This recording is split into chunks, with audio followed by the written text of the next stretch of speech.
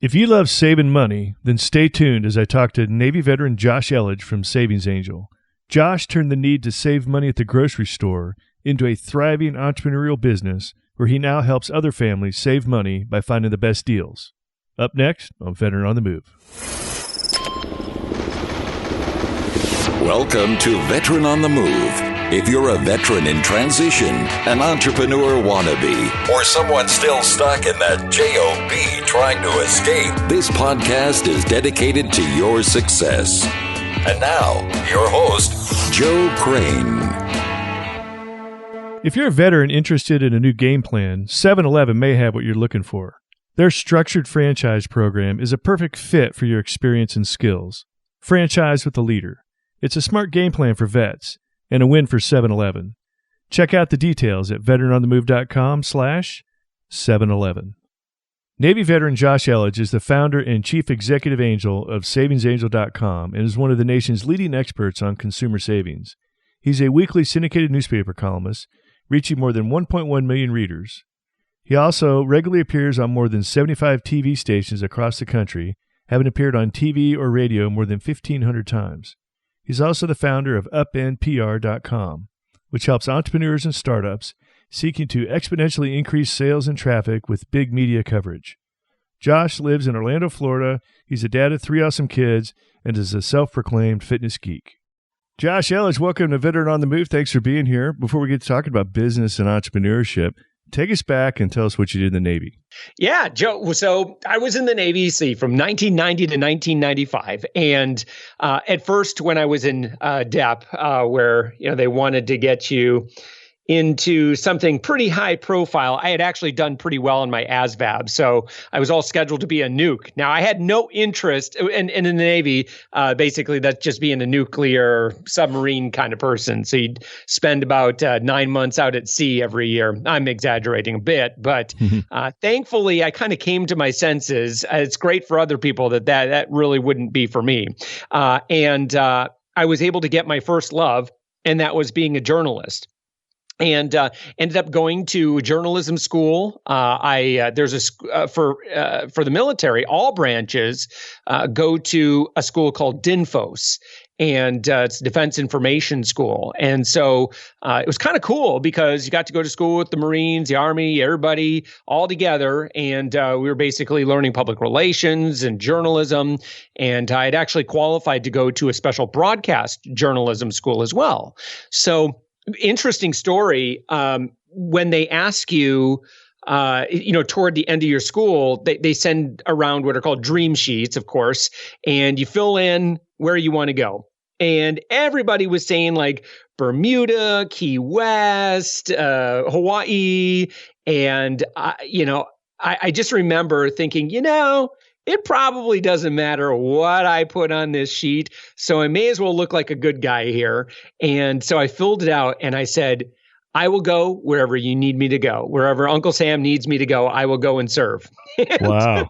So about a month later, about a month later, they started reading where everybody was going off to, and seaman recruit, seaman so and so, you're going to Norfolk on a ship. You're going to, just everybody was basically just going on a ship, or where they'd spend a lot of time out at sea, which is, again, that's fine. That's what I signed up for. However, when I got mine back, they said, well, Seaman Elledge, you're going to Pearl Harbor, Hawaii for 3 years. And it worked. Man, Joe, it was a really, really great experience for me, being able to produce video news for Navy Marine Corps News through AFARTS. And it was a great experience for a young kid. And so after my 3 years there, I actually then spent 1 year out in the Aleutian Islands on a now decommissioned base, Adak, Alaska, where I was a morning show DJ. I kid you not. That was my job in the Navy. Are you kidding? Yeah. Wow. That's amazing. So it's kind of like, what was that TV show years ago with up in Alaska? I can't remember the name of it, but the one with the moose for the logo, I think. Yeah, Fleischman was the town doctor, and no, I'm not going to get it. Yeah, I'll think of it later. But I did think of myself as somewhat of an Adrian Cronauer from Good Morning Vietnam. Yeah. Northern Exposure was the name of that TV. Yeah, that was it. Okay, so take us through the end of your time in the Navy and what your transition was like getting out.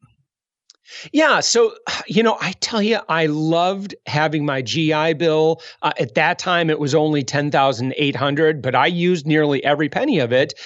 Ended up, because I got some military, got some college credits while I was in the military. My journalism school was about a full year long.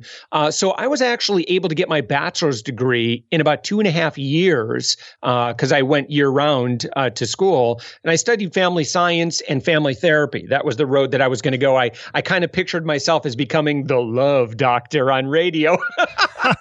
Now, thankfully, I deviated and got involved in internet development. And while I was in school, just really fell in love with designing websites and actually ended up doing a lot of work for professors. And I learned a lot about internet development while I was in college, so that, in fact, I learned so much that that's the job I went right into, as opposed to sticking around and get my master's degree. I could actually get out and make more money by doing internet development. There was real hot demand during the time. And of course, when you work in internet development, it's really easy to get sucked into being an entrepreneur.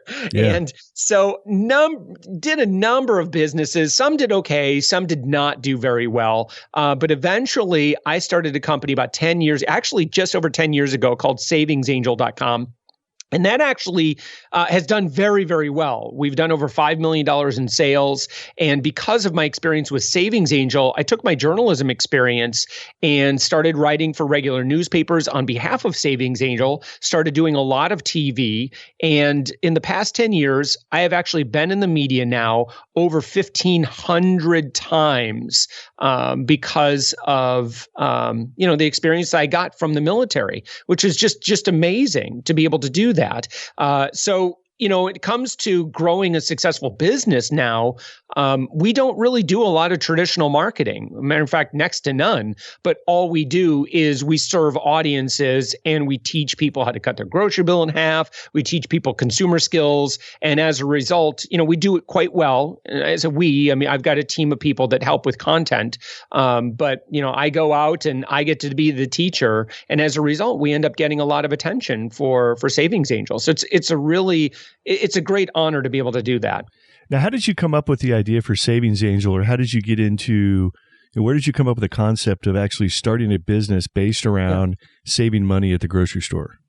Yeah, so it was actually completely out of need, because my dear wife and I was working as an independent contractor doing internet marketing for a network of law firms, and that position was kind of dying off, and so our money started getting a little precious. So we got real conservative about how we were spending our money, and in doing our budget, we got to that line item for groceries, and I thought, well, we probably spend, I don't know, maybe $400 or $500 a month at the grocery store. And my wife laughed at me and she's like, "Are you kidding? We spend like $800. And I'm like, "Man, that is a lot of money.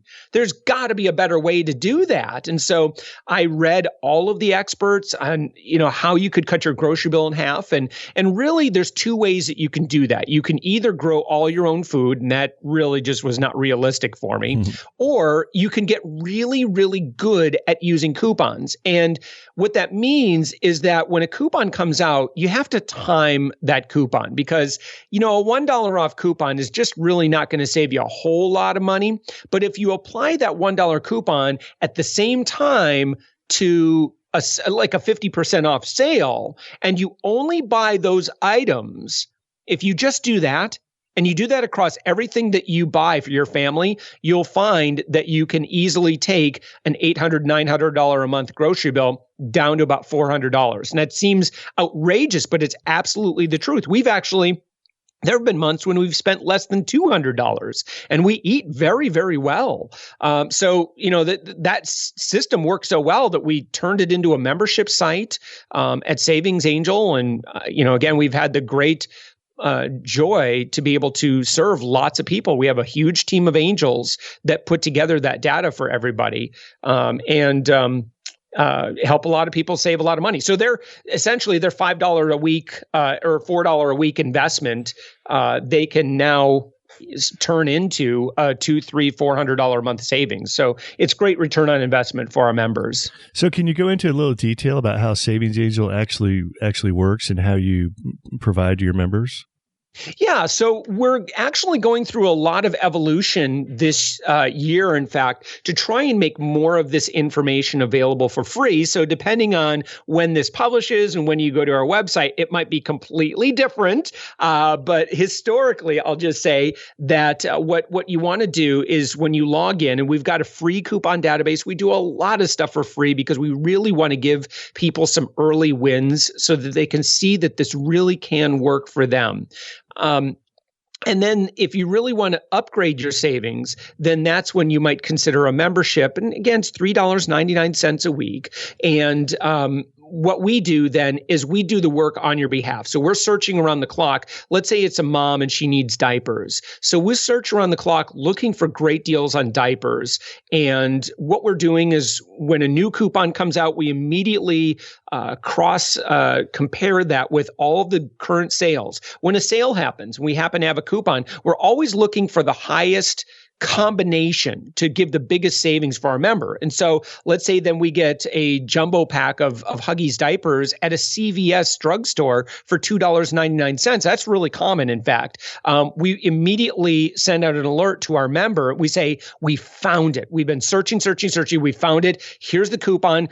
Go to this website, print it out, bring it into CVS. They have a great deal right now.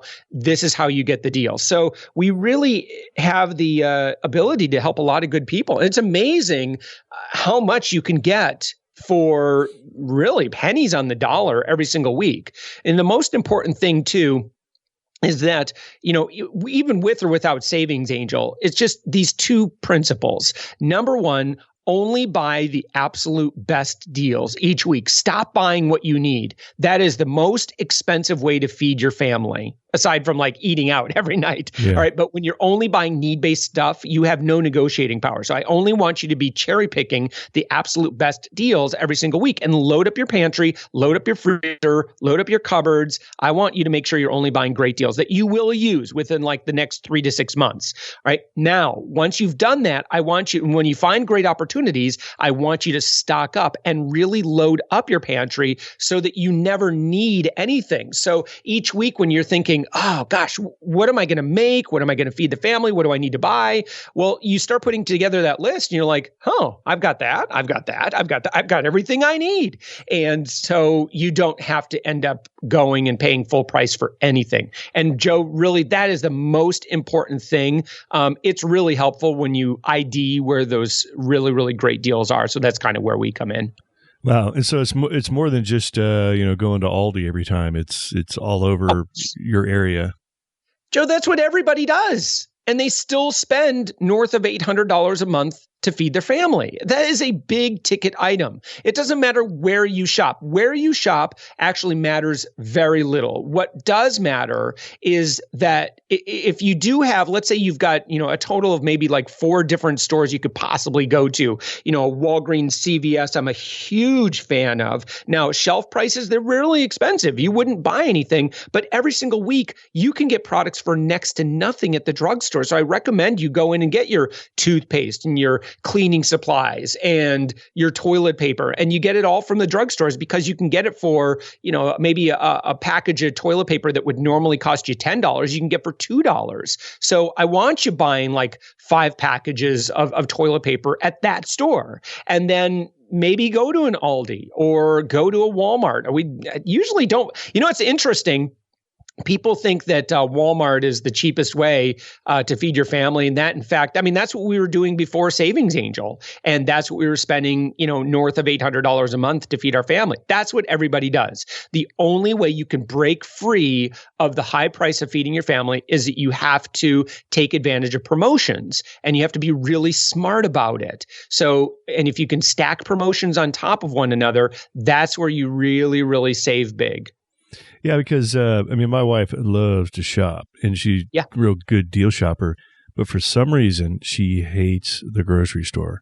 So I always go, it's about 30 miles away, but I go north up to Fort Leavenworth and just go to the commissary because I can't stand Walmart Supercenter. The checkout process is the most painful, if you ask me. Yeah, same. Matter of fact, if you look at my YouTube channel, I actually just did a news story all about home food delivery services, which actually are pretty good. I'm actually kind of a fan, not for every meal, but I think you would see the advantages if maybe you got a box or two each month. It's just such a convenient way to eat a little bit healthier. Yes, it's a little bit more expensive than regular grocery store prices, but for me and my family, I think in 2017, we're probably going to do about a box or two a month because they're really, really good meals. But you mentioned, the reason I mentioned that is you mentioned Walmart. Oh my gosh, I can't stand Walmart because you never can find anyone to help you. And if I'm trying to find something, either it's something that's on a list because it's a really, really great deal, or, in the case of this story, I needed some very specific ingredients. Good luck. You're kind of on your own to find it. And then, of course, there's always the whole people of Walmart dynamic.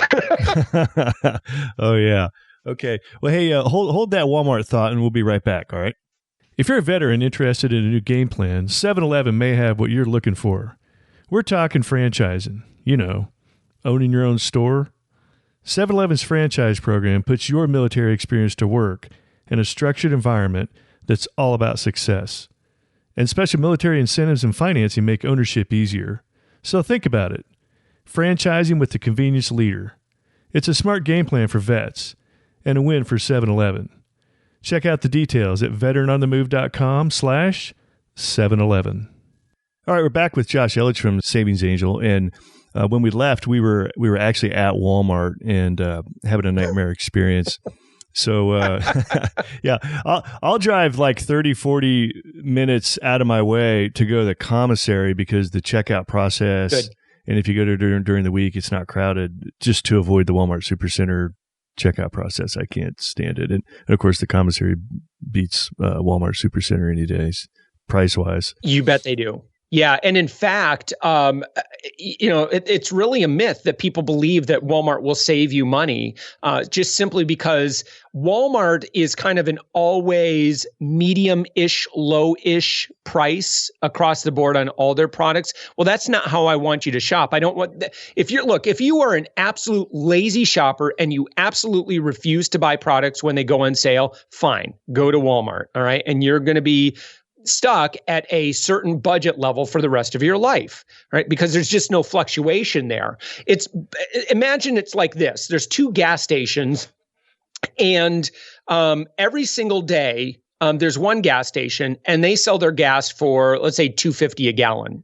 And then there's another gas station and some days it's $3 a gallon. So it's a little bit more money, but then some days it's like $1.50. Right. And it's kind of random. Each day you drive by, you're like, should I stop there? Well, they're selling gas for $1.50. Okay. Could I convince you to stop going to the $2.50 a gallon gas station and every once in a while, like when they've got a really great deal, maybe go get the $1.50 gas? Yeah. All right. That's what we're talking about, Joe. Even if I still have a half tank left, go fill up for $1.50. Yeah.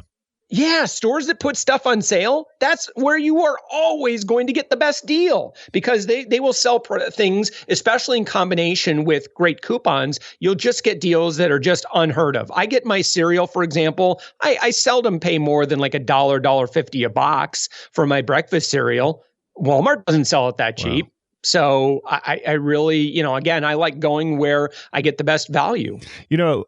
So basically, you have to do a mental shift where if you need something, then you're in a bad position. So starting today, if you go out and you just buy the things that are on sale that you will eventually need, you want to get to the point where you never really need anything, but you're continuously shopping and snatching up the stuff that's really, really cheap. That's absolutely it. And you want to just, again, I know sometimes, especially for those who are still in the military, if you're military housing, space can be a premium. But if Ed McMahon, God bless his soul, knocked on your door, I always pick him because he gave away great prizes. But imagine that someone shows up on your front door and they're like, "Hey, here's $1,000 worth of groceries. Could you find a place to put that?" Or would you say, "Yeah, no, thanks. We're all stocked up here." Now you'd find a way to store that product. Yeah, so I guess that is a total mental shift, because usually I know the way I've always approached it, and I rarely even use coupons, because I tried so many times. Like, okay, I'm getting ready to go to the store. What coupons can I use? It's nothing that I'm planning on getting, so coupons aren't doing much good for me. So it's a total mental shift.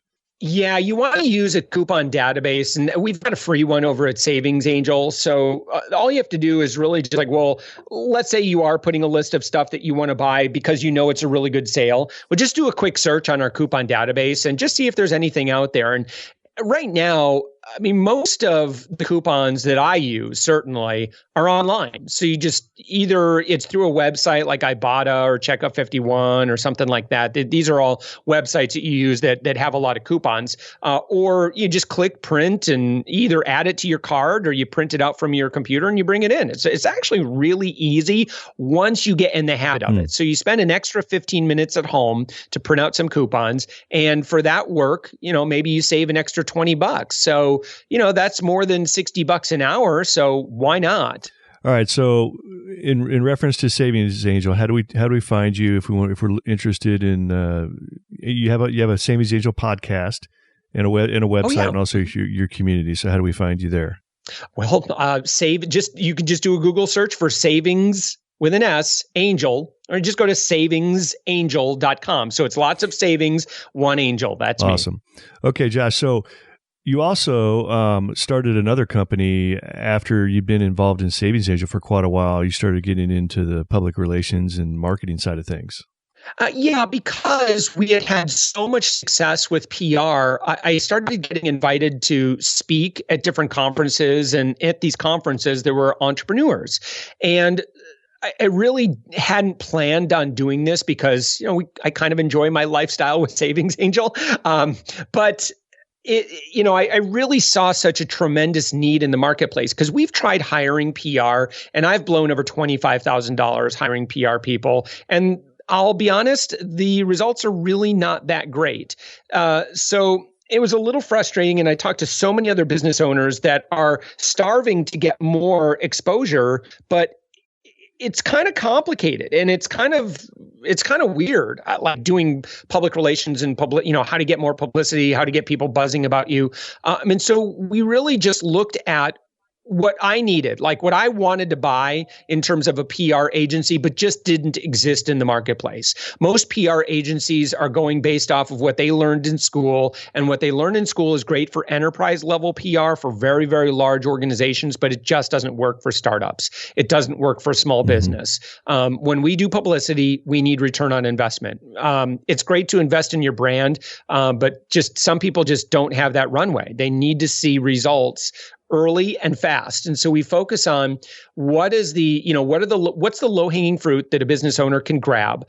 How can they get the most success possible from publicity very quickly? So ultimately, then that turns into sales.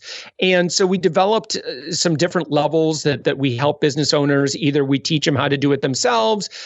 We have a lot of very expensive agency level tools that we now just kind of do a strength in numbers approach to. So we spread, because we have everybody kind of investing in these tools, we spend over 10 grand a year in PR tools. And so now we make them available at, a very, very small fraction and just kind of share the load. So now we all have access to huge media databases, opportunities to work with journalists, and our clients are getting placed in everywhere you could possibly imagine, from digital news sources to radio to TV, national morning shows. They're becoming contributors on major websites. We have clients that are now on reality TV series, in fact, and across the globe as well.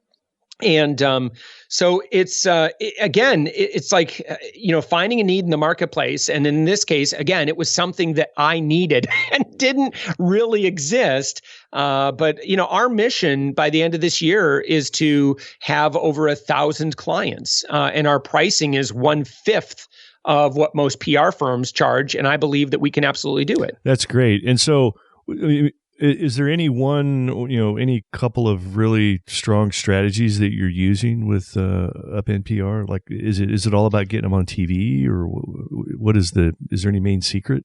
Yeah, I'm a big fan of TV myself, simply because there's not as much competition among your peers. With other maybe bloggers, bloggers and podcasters, if they're popular, they get inundated with requests because it's kind of easy to do that. But if you go for media opportunities that might be a little bit more challenging, you'll find that you just don't have as much competition. But Joe, honestly, the biggest thing that someone wants to do is they have to spend a little bit of time and build up their reputation and authority first. Because if you don't do that, you're going to find yourself forever spinning your wheels, people not responding to your emails, people not responding to your pitches, people not treating you seriously. So there's some very specific things that you want to do on your website, in your social media, and in your Google search results that are going to communicate whether you have authority or not. And if you have high authority, then people are just going to take you more seriously. And when I say people, I'm talking about influencers. I'm talking about journalists and producers and, really, really big name digital influencers. If you've done a little work to brand yourself very well, then they will respond to your emails. They will respond to your pitches, and you'll find that your success rate will go through the roof. And so a lot of times we spend a lot of time with our clients, say, look, let's get all these pieces in place. We've been doing this for years. We know exactly what they're looking for. Let's get this fixed. And at the same time, let's really try and get you some early media wins as quickly as possible. Okay. Phenomenal.